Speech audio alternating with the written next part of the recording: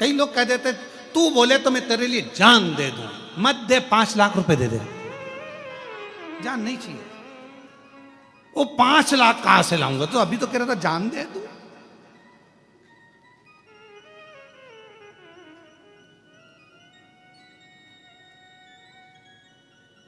अरे भाई कहना सरल है, तू बोले तो मैं तेरे लिए जान दे दूं, तू बोले तो मेरे तेरे लिए प्राण दे दूं। नहीं चाहिए दादा हमको ये सब चीज, क्या करेंगे जान लेकर भी, है? प्रशासन पीछे पड़ जाएगा। क्या मतलब तुम्हारी जान लेने से, तो तुम तो एक काम करो, जो तुम्हारे पास में वो अच्छी वाली 4 व्हीलर गाड़ी है वो हमको दे दो। नहीं चाहिए, क्या करें। अरे नहीं चाहिए, तुम क्यों। कई लोग कहते हैं भगवान को तुम अंबर चाहिए, भगवान को पीताम्बर चाहिए, भगवान को इतना दूध चढ़ाना पड़ेगा, भगवान को इतना दही चढ़ाना पड़ेगा, भगवान को इतना शहद चढ़ाना पड़ेगा, भगवान को इतना सारा सामान देना पड़ेगा, भगवान की पूजन में शंकर जी की पूजन कोई सरल है क्या। आज के जमाने में सोशल मीडिया पे लोग डराते हैं शिव जी की पूजन में ये मत करना, शंकर जी की पूजन में वो मत करना। शंकर जी की पूजन कोई साधारण है क्या। अरे जिसने शिव महापुराण की कथा को सुना है, जिसने शिव महापुराण की कथा को पढ़ा है, जिसने स्कंद पुराण पढ़ी है, लिंग पुराण पढ़ी है, नर्मदा पुराण पढ़ी है, कुर्म पुराण पढ़ी है, वो जानता है कि सारे देवताओं में सबसे सरल पूजन अगर किसी की है तो देव अधिदेव महादेव की 1 लोटा जल। बोल बम का नारा है, इतने धीमे बोलोगे तो कल्याण तुम्हारा। अच्छे से बोलो, बोल बम का नारा है। कितनी जोरदार बोले, अच्छे बोले। क्या अब उसमें लोग कह रहे हैं शिव शंकर भगवान इतना बहुत सारे आडंबर से प्रसन्न ही नहीं होते। शिव जी को प्रसन्न करना है, कितनी सुंदर बात, राख भस्म चढ़ा दी, शिव प्रसन्न हो गए। किसी देवता के मंदिर में जाकर राख चढ़ा कर आना, ट्रस्टी कैमरे में ढूंढेंगे तुमको, कौन आया था, राख चढ़ाकर चला। पूरे मंदिर के ट्रस्टी ढूंढेंगे डंडा लेके, तुम्हारे पीछे पड़े। पर शंकर जी के मंदिर में राख चढ़ा दी, शिव जी को प्रसन्न हो गए। बेलपत्र चढ़ा दी, और बेलपत्र भी नहीं थी, इतने चतुर शिव जी की उठा के जल से धो के, हर हर महादेव शंभो काशी विश्वनाथ गंगे, हर हर महादेव शंभो काशी विश्वनाथ गंगे।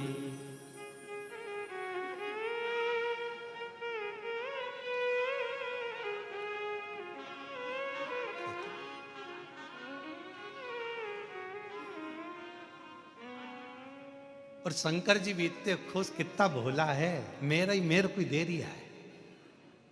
शिव जी तो जानते हैं तेरा है क्या संसार में, क्या लेकर आए थे, तुम्हारा क्या था, मुट्ठी बांधे आए जग में, क्या लेकर आए थे, कुछ नहीं। एक तन पर कपड़ा भी नहीं था, नग्न वेश था, कुछ भी तुम्हारा नहीं था। वो तो शंकर भगवान ने तुमको अच्छे घर में जन्म दे दिया, शिव जी ने अच्छे कुल में जन्म दे दिया, अच्छे महाराष्ट्र में जन्म दे दिया, और अच्छे कुल में जन्म दिया, बेरुल में जन्म दे दिया, और क्या चाहिए, अच्छा परिवार दे दिया, इतने अच्छे पत्नी पति बच्चे कुटुंब कबीला सब अच्छा दे दिया, और तो और सारा डिपार्टमेंट 1 नंबर का दिया। दोनों नेत्र दिए, श्रवण शक्ति दी, हाथ दिए, पांव दिए, जीवान भी पूरी पूरी दी। उसने कितनी कृपा करी तुम पर। एक आध डिपार्टमेंट गड़बड़ करके भेज देता तो कितनी कृपा कर, उसने दया कर कर तुम्हारे पर भेजा, करुणा कर कर। कान भी 2। किसी ने पूछा गुरुजी भगवान ने 2 कान क्यों दिए, सुनाई तो इन 2 छेदों से देता है, तो इसको देने की जरूरत क्या थी भगवान को। हमने कहा तुम्हारा बुढ़ापा आएगा तो चश्मे का स्टैंड कहां,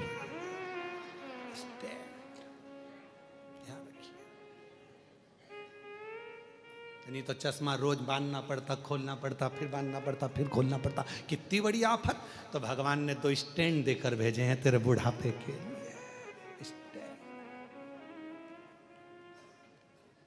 क्यों गुरुजी, भगवान ने हाथ 2 दिए, किडनी 2 दी, नेत्र 2 दिए, श्रवण शक्ति 2 दी, जीवान 1 क्यों दी। हमने कहा 1 बहुत है, 1 बहुत। एक इतनी गजब कर रही है कि पूरे मोहल्ले में आग लगा दे। 2 दे देता तो हालत खराब कर तो अच्छी एक।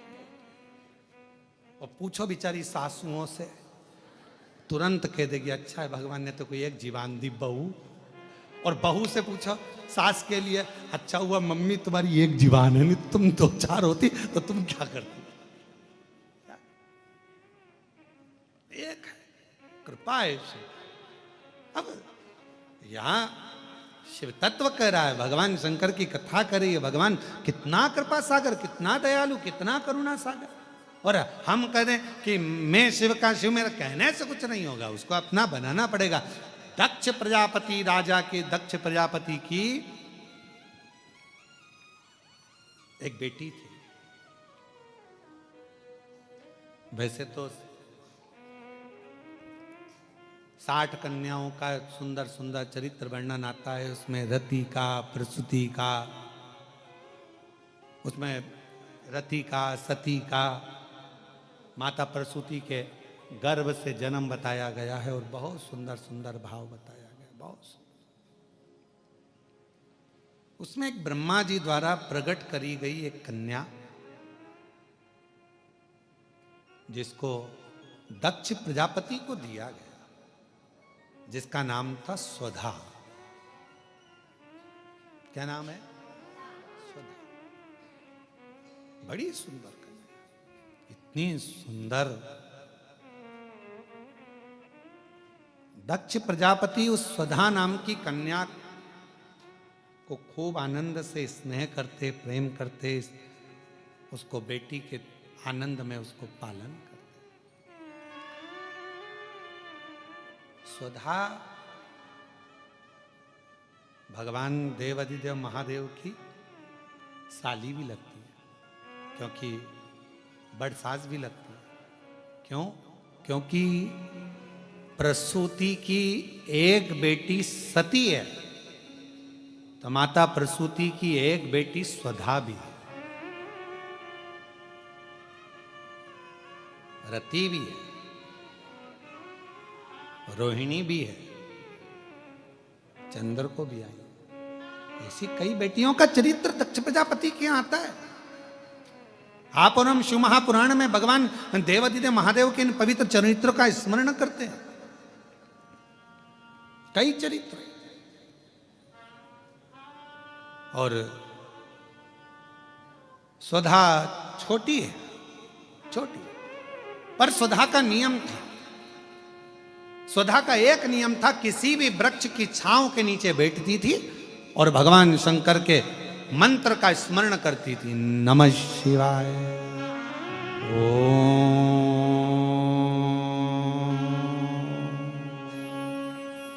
नमः शिवाय, नमः शिवाय, ओम नमः शिवाय। उच्चारण करती थी। हाँ, इस उच्चारण को हमने नमः शिवाय से प्रारंभ करा। क्यों? क्योंकि हमारा शास्त्र कहता है पुरुष ओम नमः शिवाय का जाप करे, स्त्री नमः शिवाय से ओम तक पहुंचे, फिर नमः शिवाय से ओम का स्मरण। आज के समय में बहुत सारे झंझट उत्पन्न कर दिए। ये माताएं ओम मत बोलो, स्त्री ओम ना बोले, ये ओम ना बोले, वो नमः शिवाय का ऐसा जाप करे, वो वैसा। तो श्री शिवाय नमस्तुभ्यम दिल से बोलो, बिना भटके, बिना भटके। कोई कहे ये बोलो, कोई कहे वो बोले, तो ध्यान रखो, भटक रहे हो तो फिर श्री शिवाय नमस्तुभ्यम। अगर भटक रहे हो तो श्री शिवाय नमस्तुभ्यम पर रुक जाओ, फिर हमें कहीं नहीं भटकना। अब हमको ये सोचना नहीं कि ये बोलें कि नहीं बोलें। कोई ने कहा ओम बोलो, कोई ने कहा नहीं बोलो, कोई ने कहा ऐसा बोलो, कोई ने कहा वैसा बोलो। तो श्री शिवाय, श्री शिवाय नमस्तुभ्यम, श्री शिवाय नमस्तुभ्यम, श्री शिवाय नमस्तुभ्यम, श्री शिवाय नमस्तुभ्यम। क्यों भटके? तो नमः शिवाय, ओम नमः शिवाय, नमः शिवाय, ओम नमः शिवाय। सुधा का नियम था, वृक्ष की छांव में बैठती थी और उस वृक्ष की छांव में बैठकर शिव के मंत्र का, पंचाक्षर षडाक्षर मंत्र का स्मरण करती। क्यों? किस लिए?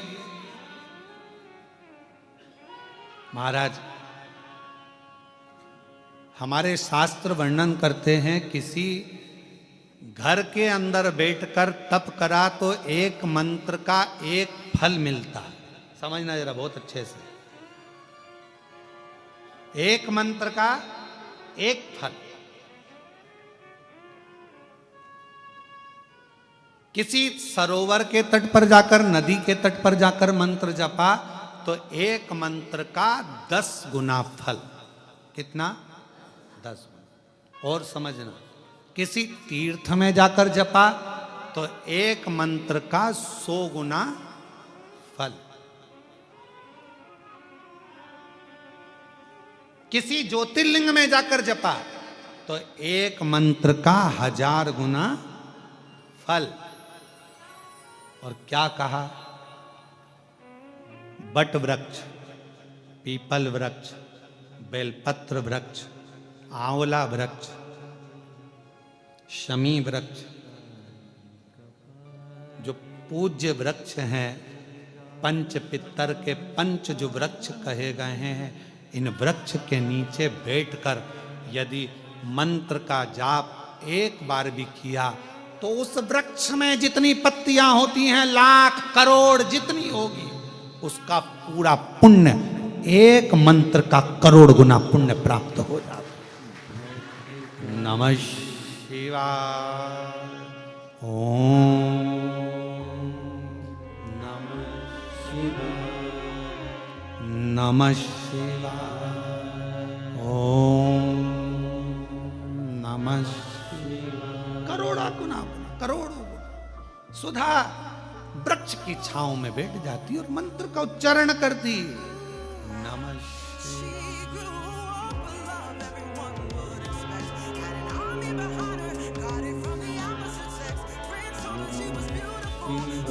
बैठी है, सुधा जप कर रही, मंत्र उच्चारण कर रही।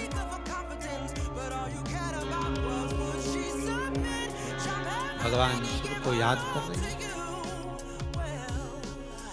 कोई पूजन नहीं जानती, कोई आराधना नहीं जानती, कोई साधना नहीं जानती, और कोई साधना नहीं, कोई उपाय नहीं, कोई उपासना का तरीका नहीं, बस मंत्र का स्मरण। नमः शिवाय,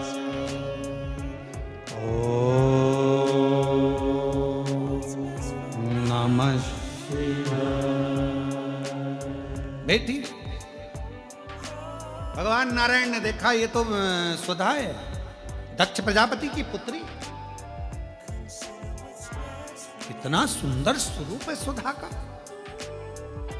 शिव की आराधना करती है।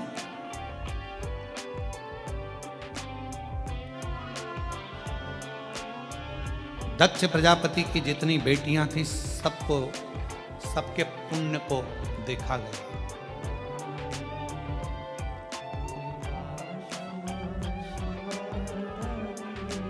सबको इतना सारा पुण्य, सारी देवियों का ढेरों पुण्य था, पर उन सारी देवियों में सबसे ज्यादा पुण्य सुधा का था।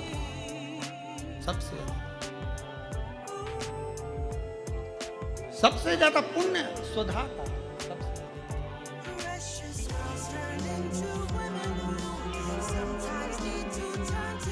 और आप लोग एक मंत्र का उच्चारण हमेशा करते हैं, आए माँ जगत जननी के, जगत जगदम्बा के। उसमें सुधा का स्मरण देखिएगा कितना प्रबल है। ओम जयंती मंगला काली भद्रकाली कपालिनी दुर्गा क्षमा शिवा दात्री स्वाहा स्वधा नमस्तुते। ओम जयंती मंगलकाली भद्रकाली कपालिनी दुर्गा क्षमा शिवा धात्री स्वाहा स्वधा नमस्तुते। ओम जयंती मंगलकाली भद्रकाली कपालिनी दुर्गा क्षमा शिवा स्वाहा स्वधा। श्री महापुराण की कथा कर रही है, स्वधा इतना तप कर ली, इतना तप, क्योंकि एक तप उसका प्रबल था कि वृक्ष की छांव में बैठकर भगवान के मंत्र का उच्चारण करना, भगवान के मंत्र का उच्चारण, भगवान के मंत्र का उच्चारण, और लगातार भगवान शिव को याद कर रही है।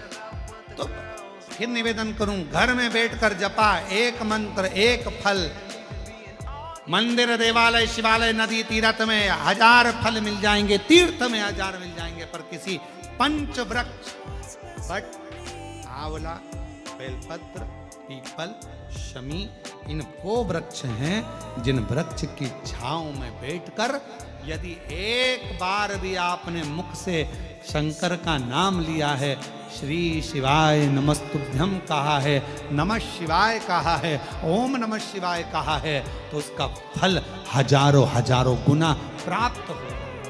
इसलिए क्या कहा गया, जब हम तुलसा जी की परिक्रमा करते हैं, माँ तुलसा को जल अर्पित करते हैं, तुलसी के क्यारे की परिक्रमा करते हैं, उस समय पर आपके मुख से यदि एक मंत्र निकला है तो तुलसी के क्यारे में जितनी मंजरी होती है, तुलसी के क्यारे में जितनी पत्तियां होती हैं, तुलसी के क्यारे में जितनी मिट्टी होती है, तुलसी के क्यारे में जितने जीव होते हैं, सबके पुण्य फल हमारे खाते में चले जाते हैं, उतना फल प्राप्त हो जाता है एक तुलसा के पौधे की परिक्रमा करते समय मंत्र। ओम जयंती भद्रकाली कपालिनी दुर्गा क्षमा शिवा स्वाहा स्वधा नमस्तुते।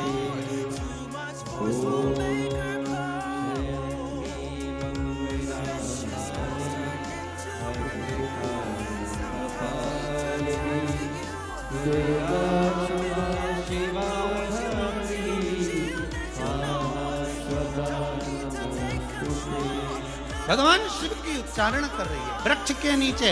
इसलिए हमारे सनातन धर्म में प्रत्येक सनातनियों के घर में, प्रत्येक हिंदू बहन भाई के घर में और प्रत्येक व्यक्ति के घर में जितने सनातनी हैं, सबके घर के दरवाजे पर आंगन में तुलसी का क्यारा होना चाहिए। वो सनातन धर्म की एक प्रखरता है, वो सनातन धर्म की एकजुटता है। एक तुलसी का क्यारा मेरे हनुमान जी ने देखा था विभीषण के दरवाजे। हनुमान जी विभीषण के यहाँ प्रवेश कर, जब हम तुलसी के क्यारे में जल चढ़ाते हैं, तुलसी के क्यारे के पास खड़े होकर भगवान के मंत्र का उच्चारण करते हैं। नमः शिवाय बोलो, नारायण का मंत्र बोलो, ओम नमः भगवते वासुदेवाय बोलो, राम नाम कृष्ण नाम शिव नाम जो तुम जपना चाहो वो जपो। तुम एक बार जपोगे तुलसी के क्यारे के पास खड़े होकर, हजारों गुना फल अपने आप प्राप्त होगा। घर में ही, तुम्हें कहीं जाना ही नहीं, घर के अंदर ही।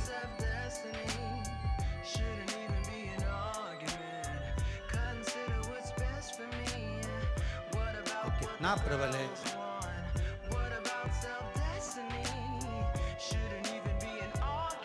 साधु चले पौआ पौआ चीटी ने बचाई के, साधु चले पौआ पौआ चीटी ने बचाई के, और राजा चले हाथी घोड़ा पाल की सजाई के। राजा चले हाथी पाल की सजाई के, तुलसा मगन भई हरि गुण गाई के। तुलसा मगन भई हरि गुण गाई, हरि गुण गाई के प्रभु गुण गाई के। तुलसा कब मगन होती है, तुलसा कब प्रसन्न होती है, वृक्ष कब प्रसन्न होता है, बेलपत्र का वृक्ष कब प्रसन्न होता है, शमी का वृक्ष कब प्रसन्न होता है, बेलपत्र का वृक्ष, बट वृक्ष कब प्रसन्न होता है। उसकी प्रसन्नता होती है जब हम भगवान के मंत्र का उच्चारण करते हैं। हरि गुण गाई के प्रभु गुण गाई के। आप भी बोलो, हरि गुण गाई के प्रभु गुण गाई के। अरे तुलसा मगन भई हरि गुण, तुलसा मगन हरि। ये स्थान भगवान जहाँ बेल, आप लोग कभी कुबरेश्वर धाम गए होगे तो बेलपत्र की वाटिका में अगर पहुँचे होगे, जहाँ खुला हुआ मैदान है, जहाँ कथा होती है उसके पीछे की साइड में खुला मैदान है, वहाँ 21 बेलपत्र के वृक्ष हैं बड़े बड़े। उसी की वाटिका के आसपास बैठकर लोग मंत्र करते हैं। आप अगर कुबरेश्वर धाम गए होगे तो वट वृक्ष की छांव में बैठे होगे।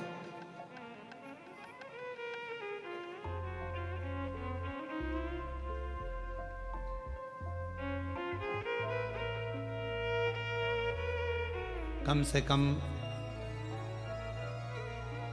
400 साल से 500 साल के बीच में 300-400 साल 500 साल पुराना बट वृक्ष। कभी आप लोग गए हो कुबरेश्वर धाम तो वहाँ लोग बैठ कर बगे। अभी तो वहाँ का मार्ग इसलिए बंद रखा है क्योंकि वहाँ काम चल रहा है, तो वहाँ अभी आज जाने नहीं देते, रास्ता बंद रहता है। नहीं तो मंदिर प्रांगण के पीछे ही जहाँ कथा होती है उसके ठीक पीछे के साइड में बट वृक्ष बहुत विशेष, उसकी छांव में अगर आप कभी बैठे और शिव नाम का उच्चारण कर कर देखना, कभी बैठकर एक बार दिल से मन से 2 क्षण बैठकर आप उसका उच्चारण कर कर देखो। अभी उस स्थान पर तो निर्माण चल रहा है, जिससे भक्त लोग वहाँ पहुँचे तो वहाँ आराम से बैठकर मंत्र उच्चारण कर सके, ऐसी व्यवस्था वहाँ करी जाए। बैठे उच्चारण श्री शिवा।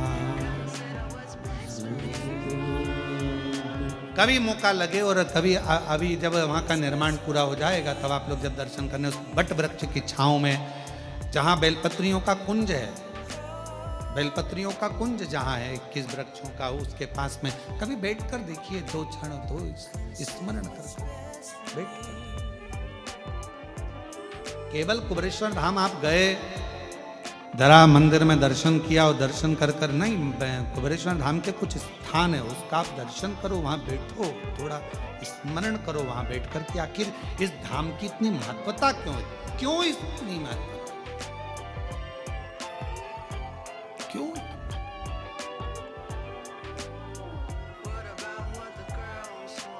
गयो गाड़ी कर कर, खर्चा कर कर भी गयो और आप लोग दर्शन ही ना कर पाओ। हमारा बहुत मन होता है किसी तीर्थ में जाए ना तो वहाँ का बहुत दर्शन करें, बहुत दिल से, पर दर्शन करते समय इतना भक्त लोग कहीं कोई इधर से पढ़ रहा, कोई उधर से पढ़ रहा, तो फिर दर्शन कहाँ हो पाते हैं।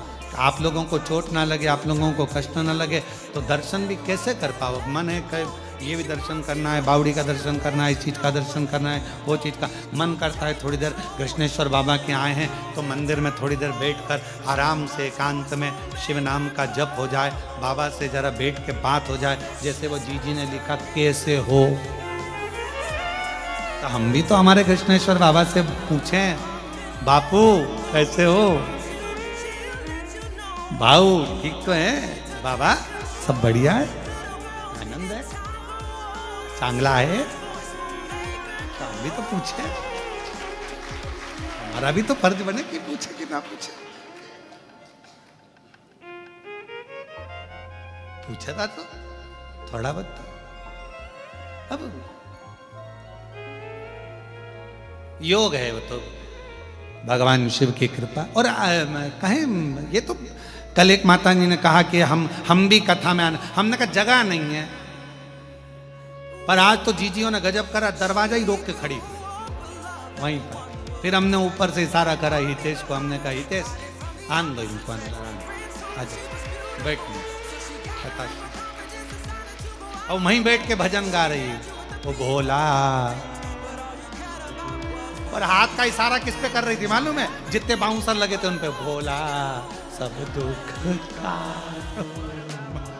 जितने काले कपड़े पे खड़े थे बाउंसर, उनकी ओर इशारा कर रहे थे, ओ भोला।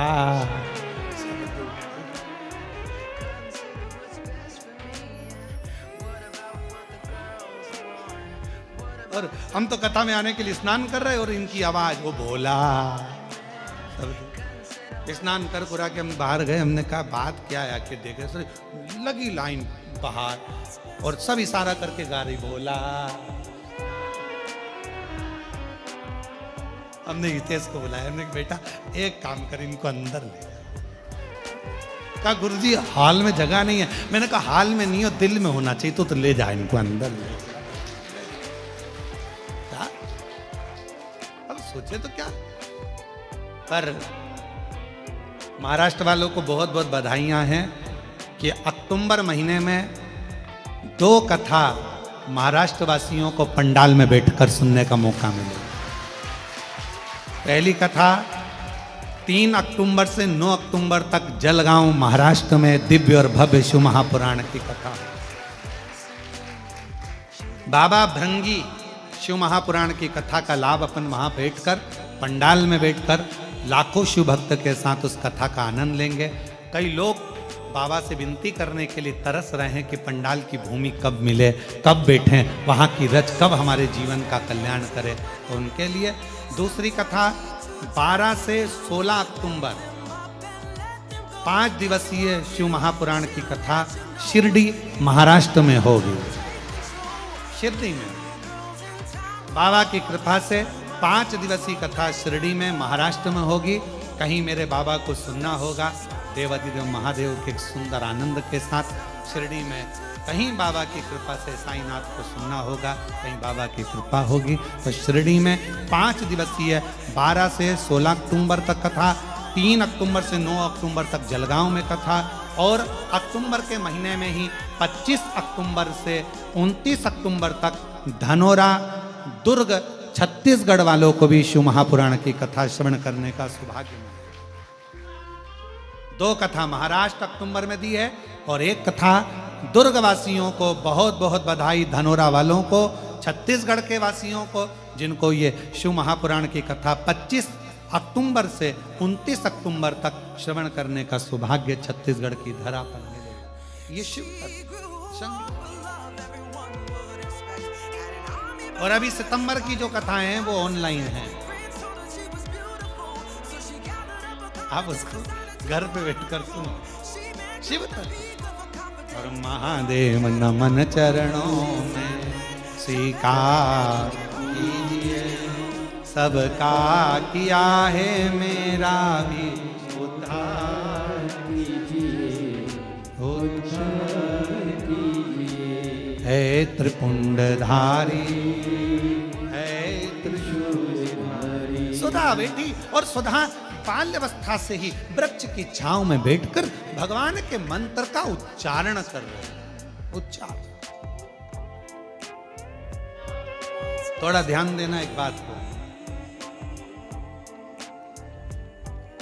जिस वृक्ष के नीचे बैठकर आप मंत्र का जाप करते हो, उस वृक्ष की पत्ती को नहीं तोड़ना, इसका स्मरण। जिस बेलपत्र के वृक्ष के नीचे बैठकर आप भगवान के मंत्र का उच्चारण करती हो, माला जपती हो, उस वृक्ष की पत्ती को तोड़कर नहीं चढ़ाना, उसको रहने दो।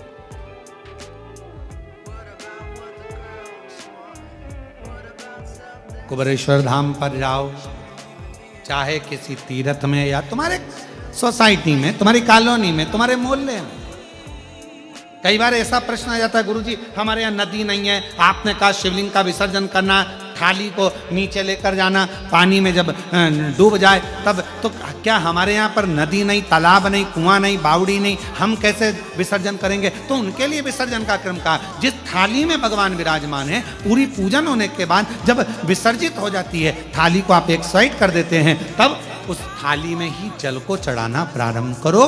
तसले में, पात्र में उस शिवलिंग का विसर्जन करो। उसके बाद उसको किसी वृक्ष में ले जाकर डाल दो। ये भी एक विसर्जन।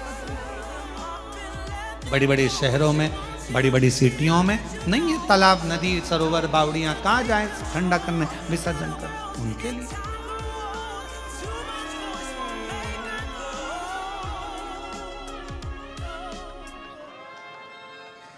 महाराज शिव तत्व कह रहा है, बाबा देवादिदेव महादेव का चरित्र कह रहा है। स्वधा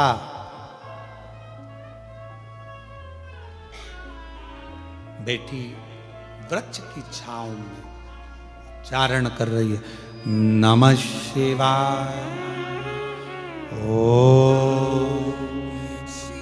नमः शिवाय, सब बोलिए नमः शिवाय, ओ नमः शिवाय, नमः शिवाय, ओम नमः शिवाय। सदा जिस वृक्ष की छांव में बैठकर जप करती है, माला जपती है, भजन करती है, स्मरण करती है, मंत्र जाप करती है, उसकी पत्ती को सदा नहीं तोड़ती है। क्यों? क्योंकि जितने समय तक उस वृक्ष की छांव में बैठकर आप भजन करते हो, तप करते हो, साधना करते हो, उस वृक्ष की पत्ती में वो मूल मंत्र समाहित रहता है। जब जब उस वृक्ष के नीचे से निकल कर जाते हो, उस पत्ती का तत्व हमारे, उस पत्ती का रस तत्व हमारे जीवन को कृतार्थ करते जाता है और हमारा उद्धार होते चले जाता है।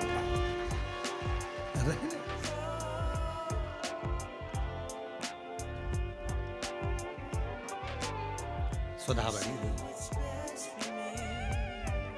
और जब सुधा बड़ी हो गई, सुंदर बहुत थी, भगवान नारायण ने देखा कि बड़ी सुंदर है, शिव का जाप करती है, शंकर का स्मरण करती है। शिव जी से पूछा जाए कि इसको किसको दिया जाए, ये किसके साथ ब्याहेगी, इसका विवाह किसके साथ होगा, ये शंकर भगवान से पूछा जाए।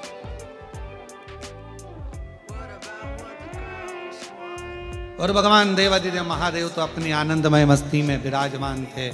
33 कोटि देवता में केवल एक देवादिदेव महादेव ऐसे हैं जो बड़े आनंद के साथ, बड़ी प्रसन्नता के साथ, अपने आनंद के साथ विराजमान रहते हैं।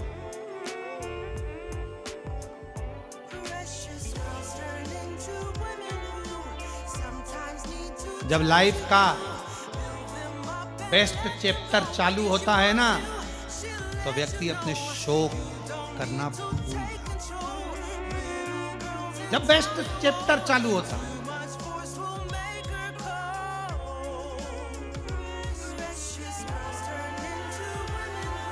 एकदम अच्छा समय जब चालू हो तो उस समय पर व्यक्ति फिर अपनी फील्ड में आगे बढ़ने का प्रयास करता है। फिर कोई उससे कि थोड़ा सस्त हो जाओ, थोड़ा तैयार तो हो जा, बाद में हो जाऊंगी, बाद में कर लूंगी, पहले काम, पहले अभी भगवान मेरे, अभी लाइफ अच्छी चल रही है ना, तो इसको मैं अच्छा कर लूँ, मैं अभी अच्छा कर लूँ और अच्छा कर लूँ। उसमें लगा, शौक भूल गया। कितने दोस्तों के साथ बैठता था, कितने गप्पे मारता था, कितने फालतू बातें करता था, सब भूल गया। क्यों? क्योंकि अभी उसको अपनी लाइफ देखनी, उसको आगे बढ़ना।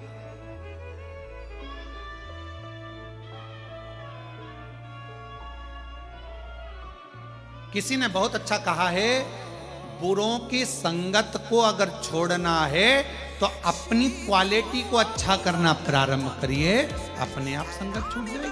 जैसे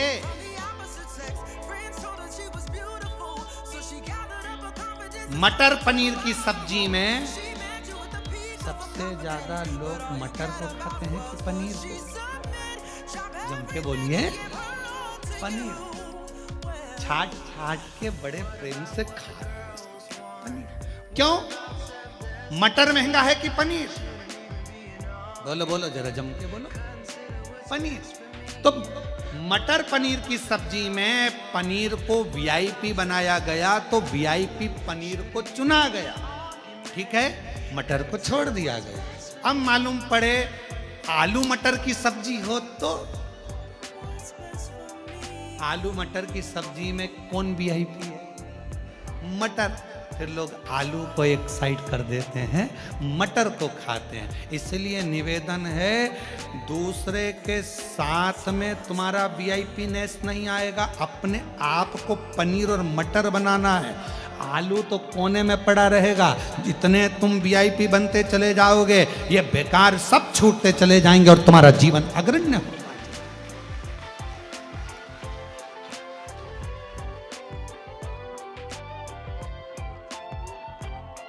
बेकार की बातों में अगर तुम्हारा ध्यान जा रहा है, समझ लेना, समझ पनीर हो ही नहीं तो तुम्हारा ध्यान बेकार जगह जा रहा है। तुम्हारा ध्यान अच्छी जगह जाना चाहिए, तुम्हारा ध्यान अच्छी जगह केंद्रित होना चाहिए, तुम्हारा ध्यान अच्छी जगह पहुंचे तो आनंद आता है। दो कुत्ते होते हैं, कितने? एक पालतू एक फालतू। बोलो सही है कि गलत है? दो कुत्ते हैं, एक पालतू एक फालतू है। पालतू कुत्ते को तुमने कहा ग्राउ कम कम, गो गो, छू, फालतू लग गया। और फालतू कुत्ता तुम्हारे कहने पे चलेगा? है चलेगा? नहीं। कहोगे चल इधर आ, नहीं आए तो रोटी दी तुमने, जो रोटी दी जब तक तो रहा फालतू कुत्ता, और जैसे ही उसको पड़ोसी के यहाँ से अच्छा माल गया तो फालतू में चलेगा। और फालतू कुत्ते की एक आदत हमेशा रहती, कोई साइकिल से निकला नहीं तो इसने भौंका नहीं, गाड़ी से कोई निकला फालतू कुत्ता भौंका। पालतू कुत्ता भौंकेगा क्या? हर एक व्यक्ति पे, साइकिल वाले पर, मोटरसाइकिल वाले पर, गाड़ी वाले पर। पालतू कुत्ता नहीं भौंकता, फालतू कुत्ता भौंकता। ऐसे फालतू कुत्ते बहुत सारे हैं। ये मन दो तरह का कुत्ते की तरह होता है। एक होता है पालतू, जो कि सुनकर चलता है, समझ कर चलता है, और एक मन ऐसा हो जाता है कि सब में बुराइयां देखता है, दिन भर भौंकता है, दिन भर अपशब्द कहता है, दिन भर ताने देता है, दिन भर गालियां देता है, दिन भर अपशब्द कहता है। आप पर निर्भर करता है, आप अपने मन को कैसे केंद्रित कर रहे हैं। अच्छाई देख रहे हैं कि बुराई देख रहे हैं? आप मटर पनीर में पनीर को ढूंढ रहे हैं कि नहीं ढूंढ रहे, ये देखा जाए। श्रेष्ठता देखिए, कितने चतुरों आज के जमाने के लोग मटर पनीर में पनीर को अच्छा मान लेते हैं, ढूंढ लेते हैं, और आलू मटर में से मटर को अच्छा मान लेते हैं। तो फिर संसार सागर में जब तुम इतने क्वालिटीवान हो कि पनीर को अच्छा ढूंढ रहे हो, मटर को अच्छा ढूंढ रहे हो, तो संसार में अच्छाई ढूंढने का प्रयास करो। गलत क्यों ढूंढ रहे हो? गलत क्यों? अच्छा ढूंढिए, मन केंद्रित। ये बुद्धि, ये चित्त, ये वृत्ति भटक भटक। और मन मुसाफिर निकलना पड़ेगा, काया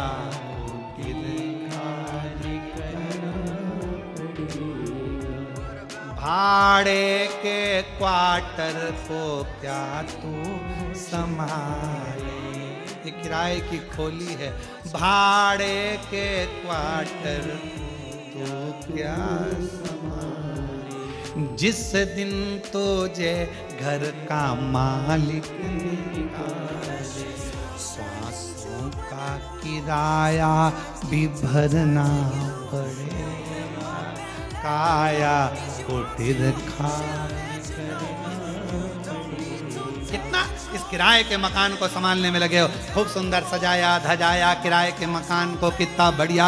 अभी हम जिस होटल में रुके हैं उसका कमरा इतना अच्छा सजाया, दरवाजा सजाया, और इतना बढ़िया दीवार मिवाल पे फूल पत्ती सब टांगा। किराए का मकान सजा सजा कर रखा, पर एक ना एक दिन तो खाली करना पड़ेगा ना। बोलो तो सही, खाली तो कर जाना पड़ेगा। कोई जगत में कोई न परमाने, जगत में कौन जगत में परमानेंट है? अच्छे अच्छे सूरमा के भी उखड़ गए टेंट। जगत में कोई न परमानेंट, अच्छे अच्छे सूरमा के भी टेंट उखड़ गए। जगत में कोई न और सब तो स्वधा अपने मंत्र का उच्चारण कर रही है। स्वधा लगी शिव जी से पूछा जाए ये किसको दी जाए। स्वधा ने मंत्र का उच्चारण करा, स्मरण कराए, मंत्र जाप कराए। शंकर भगवान ने कहा नारायण भगवान से ब्रह्मा जी से इस स्वधा को पितरों को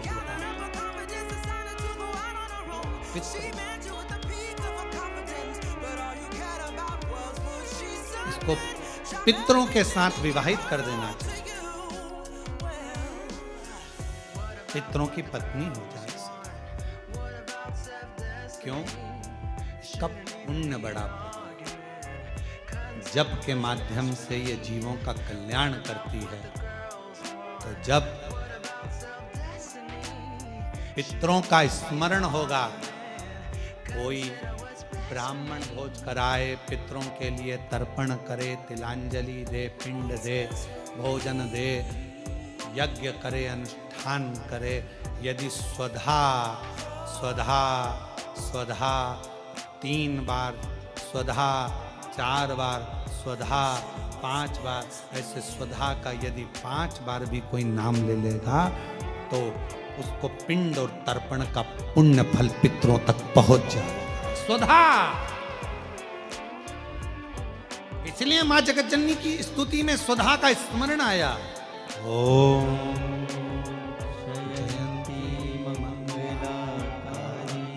भद्रकाली कपालिनी दुर्गा क्षमा शिवा स्वाहा स्वधा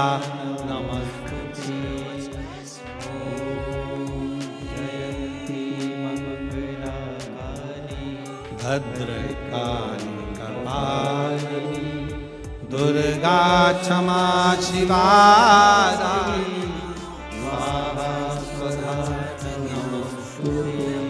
जब हम सुधा सुधा सुधा कहते हैं, अगर आप पितृपक्ष में, श्राद्ध पक्ष में कोई तुमसे कह दे कि तेरे शरीर में ये रोग हो गया, कोई ने कहा बड़ा रोग हो गया, कोई ने कहा कैंसर जैसा रोग हो गया, कोई ने कहा किडनी बेकार हो गई, कोई ने कहा थायराइड हो गया, कोई ने कहा चर्म रोग हो गया, कोई ने कहा ये हो गया, कोई ने कहा शरीर में, कोई ने कहा पत्रिका देखकर ज्योतिषी ने कहा तुम्हारा ग्रह बेकार चल रहा है, तुम्हारे ग्रह पूरे तरह से बेकार हो गए। कोई कहे कुंभ राशि बेकार हो गई, कोई ने कहा ये राशि बेकार हो गई, कोई ने कहा वो राशि बेकार हो गई, कोई ने हाथ देखकर कह दिया कि तेरी किस्मत में ये सुख नहीं है। अगर पितृपक्ष में, पितृपक्ष के अंतर्गत यदि शिवजी के मंदिर में जाकर 1 लोटा जल, 3 चावल के दाने, 3 बेलपत्र पितरों का स्मरण कर कर स्वधा स्वधा स्वधा स्वधा कहकर पितरों के हेतु भी अगर समर्पित कर दो तो शिव उसको स्वीकार कर कर स्वधा पितरों से कहकर कल्याण कर देती, दुख समाप्त हो जाता, कष्ट मिट जाता। स्वधा ब्राह्मण भोजन करा रहे हो, गौ माता को श्राद्ध पक्ष में रोटी दे रहे हो, स्वान को रोटी दे रहे हो, कागल को निकाल रहे हो, कौवे को रोटी दे रहे हो, स्वधा का स्मरण सुख दे, सुख दे।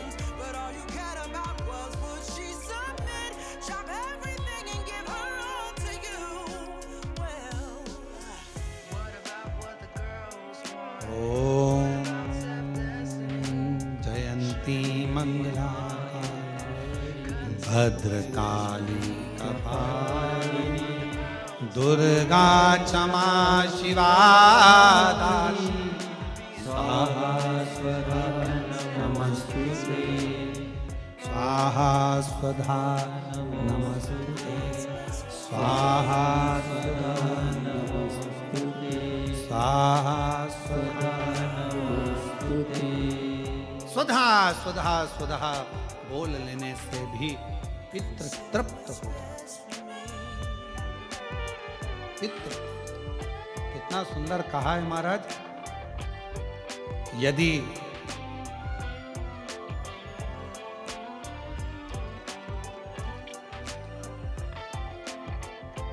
घर में यदि क्लेश उत्पन्न हो जाता है,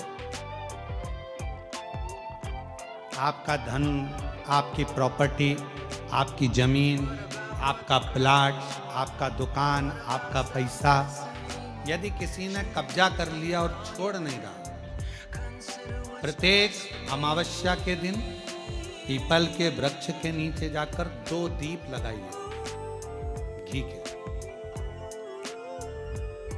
दोनों दीप के सामने एक हल्दी का चावल, एक कुंकू का चावल का दाना रख दीजिए और स्वधा स्वधा स्वधा स्वधा 3 बार करो और स्मरण करो, हे हमारे कुल देव, पितृदेव, शिवदेव, महादेव, कृपा कर मेरा जो जमीन है, मेरा जो धन है, मेरी जो प्रॉपर्टी है, मेरा पैसा लोगों ने हत्या लिया, देते हैं। अपना गोत्र बोलकर स्मरण कर कर बाबा मेरा धन मुझे वापस कर। एक अमावस्या पर करो, फिर अगली अमावस्या करो, ऐसे 2-4 अमावस्या करोगे। जिसने ले रखा है वो खुद सोचेगा कि मुझे क्या हुआ, कि मुझे देना है, उसका पैसा चुकाना है, धन रखेगा नहीं। पितृ स्वधा का नाम स्मरण करते से, जब हम सुधा सुधा सुधा सुधा कहते हैं, पितृ उसको स्वीकार करते हैं। जैसे अग्निदेव की धर्म पत्नी स्वाहा, क्या है, जम के बोलो जरा, स्वाहा। जब हम यज्ञ करते हैं, सांकल्य देते हैं, ओम वैष्णवे स्वाहा, स्वाहा बोलते से ही अग्नि देवता की धर्म पत्नी उस भाग को देवताओं को देती है। उसी तरह तर्पण, तिलांजलि, पिंड, तर्पण आदि जितने भी हम पितरों के लिए कर्म करते हैं, उसमें हम स्वधा स्वधा बोलते हैं। जब स्वधा बोलते हैं तो वो स्वधा पितरों को भाग देती है और पितरों से कहती हैं, ये मेरा बेटा दुखी है, इसको ये तकलीफ है, इसको ये कष्ट है, तुम इसका ये कष्ट पितृदेव मिटा दीजिए, महादेव की आज्ञा है, इसको सही कर दीजिए, श्रेष्ठ कर। ओम जयंती